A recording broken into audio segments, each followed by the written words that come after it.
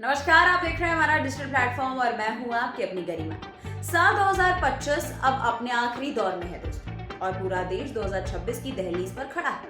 लेकिन नया साल सिर्फ तारीख बदलने का नाम नहीं है, बल्कि 1 जनवरी 2026 से ऐसे कई नियम बदलने वाले हैं जो सीधे आपके बटुए, आपकी सैलरी और आपके खर्च और आपकी बचत पर असर डालेगा।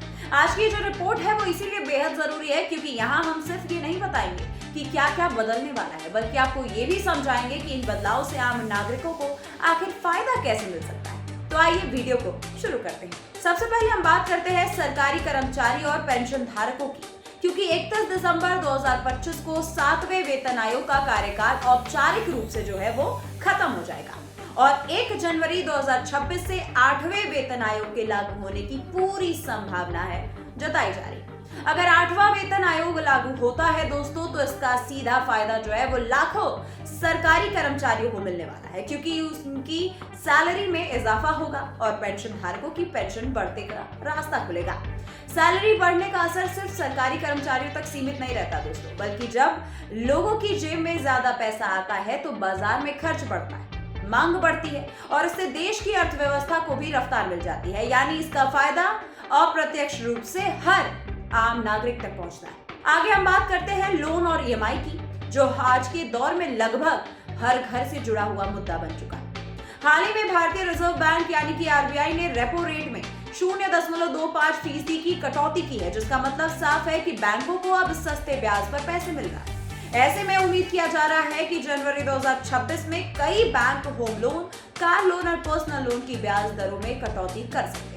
अगर आपने पहले से लोन ले रखा है तो आपकी हर महीने की ईएमआई कम हो सकती है, जिससे आपको घरेलू बजट पर दबाव थोड़ा हल्का हो जाएगा। और अगर आप नया लोन लेने की प्लानिंग कर रहे हैं तो कम ब्याज दरों का ये दौर आपके लिए फायदेमंद साबित हो सकता है।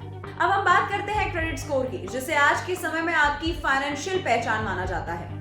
दरअसल 1 जनवरी 2026 से क्रेडिट स्कोर अब हर 14 दिन यानी कि 2 हफ्ते में अपडेट होगा, क्योंकि आरबीआई ने बैंकों और एनबीएफसी को निर्देश दिया है कि वे महीने में कम से कम 2 बार क्रेडिट ब्यूरो को जानकारी भेजें। इस बदलाव से सबसे बड़ा फायदा उन लोगों को होगा दोस्तों जो समय पर ईएमआई और क्रेडिट कार्ड बिल का भुगतान कर देते हैं, क्योंकि उनका क्रेडिट स्कोर पहले के मुकाबले तेजी से सुधरेगा।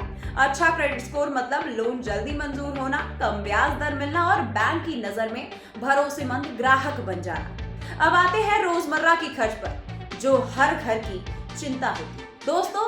1 जनवरी से एलपीजी यानी घरेलू गैस और कमर्शियल गैस सिलेंडर की नई कीमत लागू हो सकती है, जिससे रसोई का जो बजट है वो प्रभावित हो सकता है।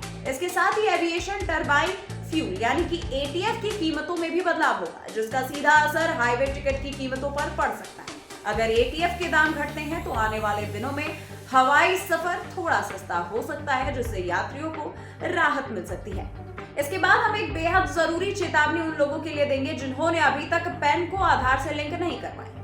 अगर आपने 1 जनवरी 2026 तक पैन और आधार लिंक नहीं करवाया है तो आपका पैन इनऑपरेटिव हो सकता है, जिससे बैंकिंग, टैक्स से जुड़े सेवाएं और बड़े वित्तीय लेन देन रुक सकते हैं।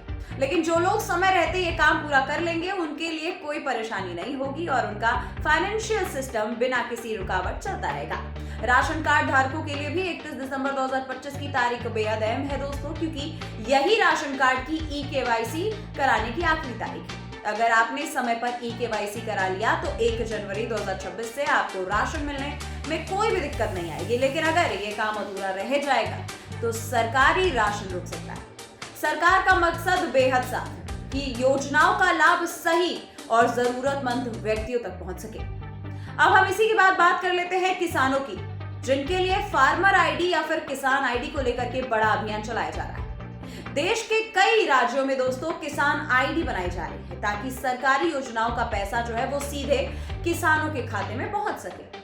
जिन किसानों की आईडी बन चुकी है उन्हें सब्सिडी, मुआवजा और दूसरी योजनाओं का लाभ आसानी से मिलेगा, जबकि बिना आईडी के किसानों को परेशानी झेलनी पड़ सकती है। तो कुल मिलाजुलाकर दोस्तों 1 जनवरी 2026 में कई ऐसे बदलाव होने जा रहे हैं जो पहली नजर में चुनौती लग सकती है, लेकिन अगर समय रहते तैयारी कर ली जाए तो यही बदलाव आपके लिए फायदेमंद भी साबित हो सकते हैं।